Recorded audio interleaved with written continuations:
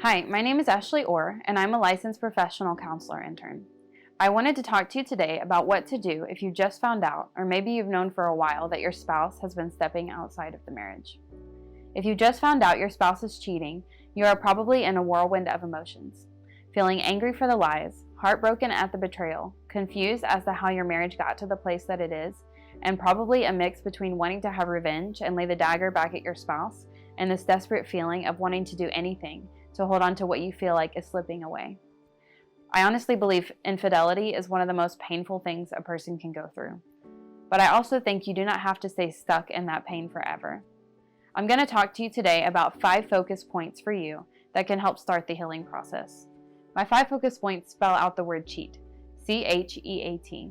And these are not to cheat your spouse, but for the betrayed person to essentially cheat their pain and move towards healing. The first focus point is community. With an affair coming out, there is a lot of shame involved, both for the betrayer and the betrayed spouse. You, as the betrayed, might feel embarrassment and shame at the state of your marriage, and there is temptation not to tell anyone. But if you choose to keep the affair under wraps, unfortunately, you're choosing to suffer silently. My focus point for you here is not to tell everyone you know, but to choose a few people that you trust to confide in. Pain is like a volcano. If there are not healthy ways to let the air or pain seep out, it will continue building and eventually erupt.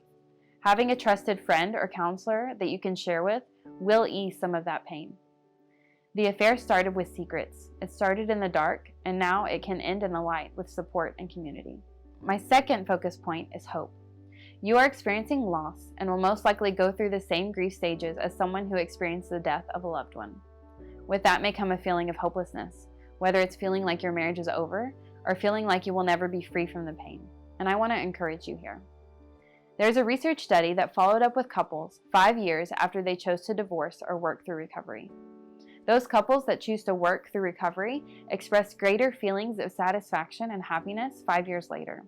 As opposed to those who chose to divorce, very few express feelings of satisfaction and happiness in their life. Just because you divorce does not make that pain go away. There is hope not only of making it through this difficult time, but of having a marriage that is better than it ever was. And that is what I've seen with my couples who do the work. They often experience a level of connectedness that they have not experienced for the whole of their marriage. It doesn't matter if you've been married for 1 year or 30 years, your marriage can be better. Now maybe you do want to do the work, but your spouse does not. I want to encourage you as well. With finding support and taking care of yourself, you can find freedom from the pain and regain your confidence and strength. My third focus point is emotionally connect. With everything feeling so out of control, it is not uncommon for the betrayed spouse to spend hours doing research on the betrayer, whether it's checking phone records or looking at their website history. It is also not uncommon for the betrayed spouse to feel like they need to alter their behavior to win back their loved one. Whether it is feeling the need to stop having sex, have sex more often, or even change their physical appearance for the sake of ultimately ending the infidelity. While behavior change within the betrayer is necessary, it is important for behavior change to not be the only focus of recovery. For trust to be rebuilt, a couple needs 2 things. The first is absolute transparency, and the second is emotional connectedness.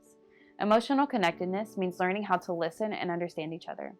It means building empathy and learning what it means to support each other through recovery. This is probably the most difficult part of recovery because you have to learn both how to express your pain and how to empathize with each other's pain. Without emotional connectedness, you end up with perhaps fidelity, but fidelity among roommates instead of spouses. My fourth focus point follows closely with the third. It is all out there. For the betrayed, it is important to know that you did not cause your spouse to cheat. It is not your fault, and it is also not your responsibility to make it stop. The betrayer has broken trust and has to take the responsibility to regain your trust. This means putting everything out there. It means ending all contact with the affair partner. It means no more passwords on the phone or computer, and it means the betrayer even communicating where they are when they leave the house. It is not too much to request absolute transparency. It is necessary for trust to be rebuilt. My fifth and last point is treat yourself. It is easy to put all the focus on the betrayer when it comes to healing the marriage, but the betrayed has their own work to do as well. If you ever heard of or been involved in regeneration, they use a saying I really like. It goes, draw a circle around yourself and fix everything inside it. What that means is your responsibility is ultimately to yourself, to your pain, and to your recovery. This means accepting your pain as your own. Although you did not cause it, only you can make the decision to heal it.